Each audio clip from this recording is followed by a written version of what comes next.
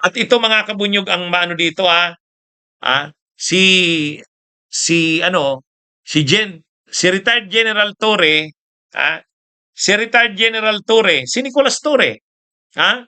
Naniniwala kay Trillanes. Ito naniniwala si Torre, mga kabunyog. Ha? Sabi ni retired General Nicolas Torre, tama daw si Trillanes. Naniniwala daw siya, sabi ni General Torre, na ang mga ari-arian nga ni Kibuloy, hindi kay Kibuloy yan. Mayroong ari-arian niya ang Kingdom of Jesus Christ, pero kunti lang.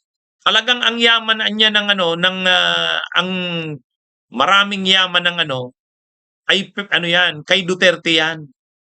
Kaya sabi ni General Nicolas Torre sa isang maiksing pahayag niya,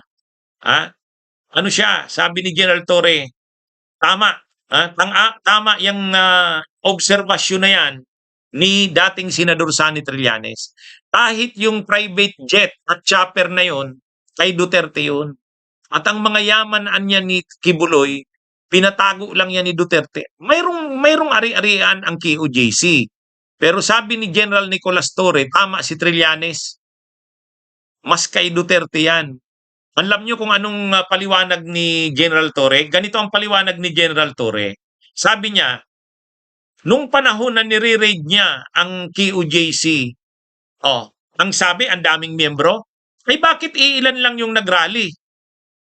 Sabi ni General Torre, hindi totoo na napakaraming miyembro ng KOJC.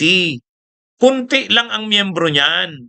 Kung ngayon, kung kukunti ang miyembro niyan, hindi yan makakalikom ng ganun katinding yaman. Kumbaga, ang ari-arian ng KOJC, yung sekta ng relihiyon ni Kibuloy, hindi umaayon sa bilang ng miyembro. Sabi ni General Torre, kukunti lang ang miyembro ng KOJC. Yan ang isang bagay na napatunayan niya. Kasi nga, nung nire-raid niya yung Kingdom of Jesus Christ, nananawagan ang mga KOJC na mag-rally sila, wala naman, iilan lang ang nag-rally. Kahit sa liwasan, nag-rally noon, nagra-rally in support kay Kibuloy, iilan lang ang nag-rally sa liwasang Bonifacio. O kaya sabi ni General Torre, sa kunti lang na miyembro na yan, bilang lang ang miyembro ng KOJC, hindi sila makakaipon ng ganyan karaming assets o ari-arian o pera.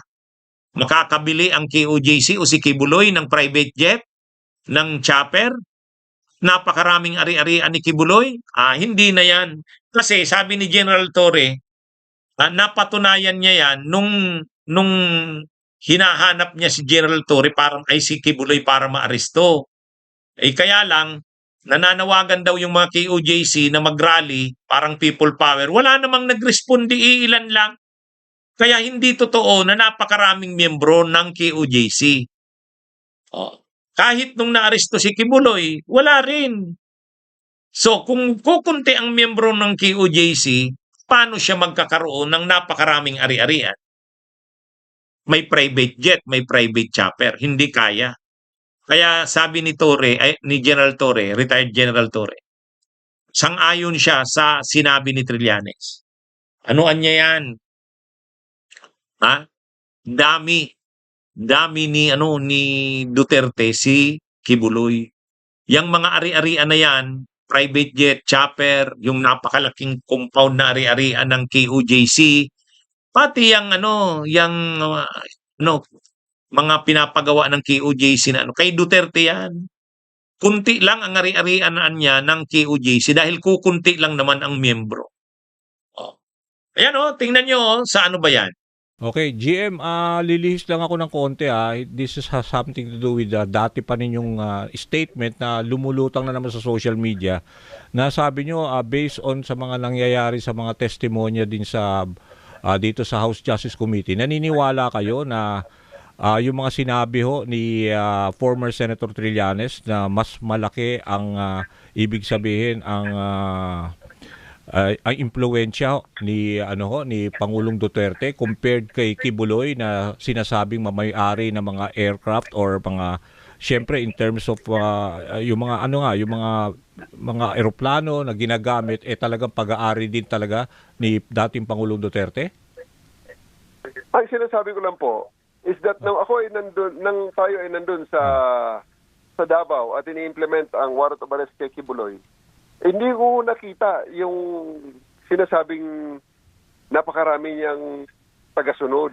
Oo. Dahil kung yung sinasabi niyang milyon ng kanyang tagasunod buong mundo, Si Kibuloy di to sana si Kibuloy. Sa 16 days, Oo. ni Kibuloy, Oo. sana hindi nung 16 days na nandun tayo sa loob at hinahanap natin siya sa kanyang KOJC compound. Yeah. Di sana ang nag-rally doon, wala nang tigil at dahil milyon nga ang kanyang tauhan, Yes. sabi niya.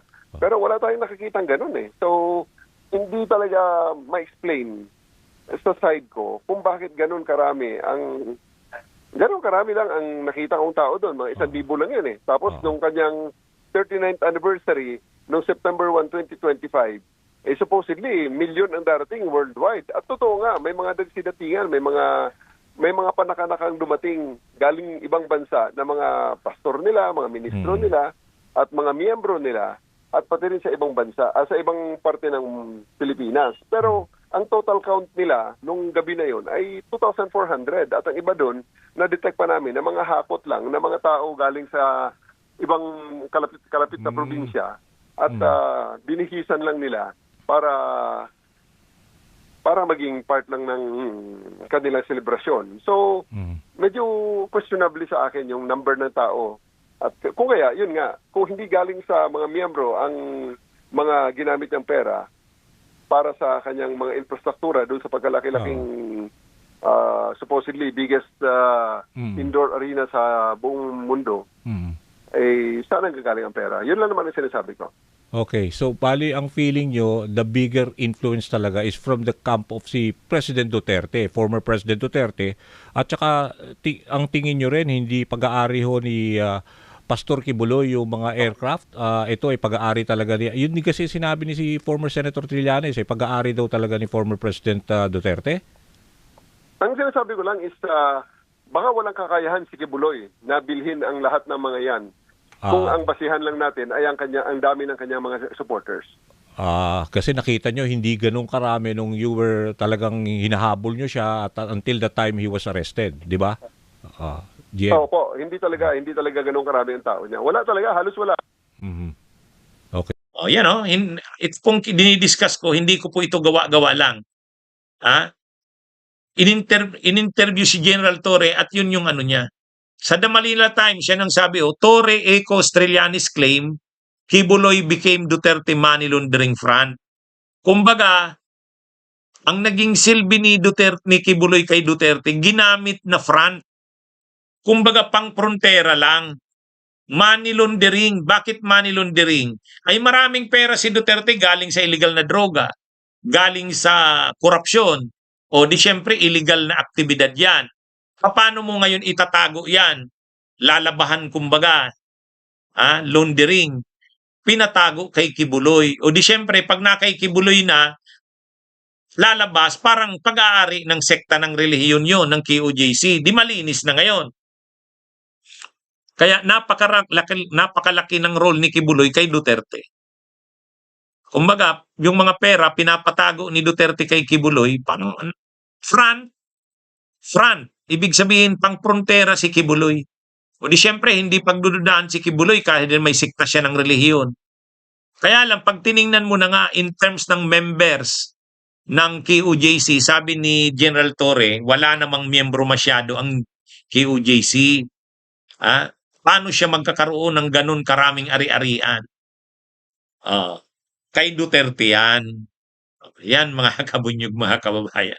Lalo nitong magagalit ang mga DDS kay Trillanes at kay General Torre. Magagalit lalo ang mga DDS kay Trillanes at General Torre. Bakit? Ay galit na nga ang mga DDS kay Trillanes eh. Galit din kay General Torre. O tapos ngayon, si Trillanes pa at General Torre ang nagsasabing, si Kibuloy, ano yan? Front lang yan. Money laundering front. Kaya ito mga kabunyog, mga kababayan, ito yung bagong pagbubunyag ni ni dating Senador Sonny Trillanes na sinasang-ayunan naman ni Torre. Kasi ang sabi ni Torre, experience niya at nakita niya, hindi ganun karaming miyembro ang KOJC. Kung kukunti ang miyembro niya, hindi siya makaka-raise ng napakaraming pundo o pera.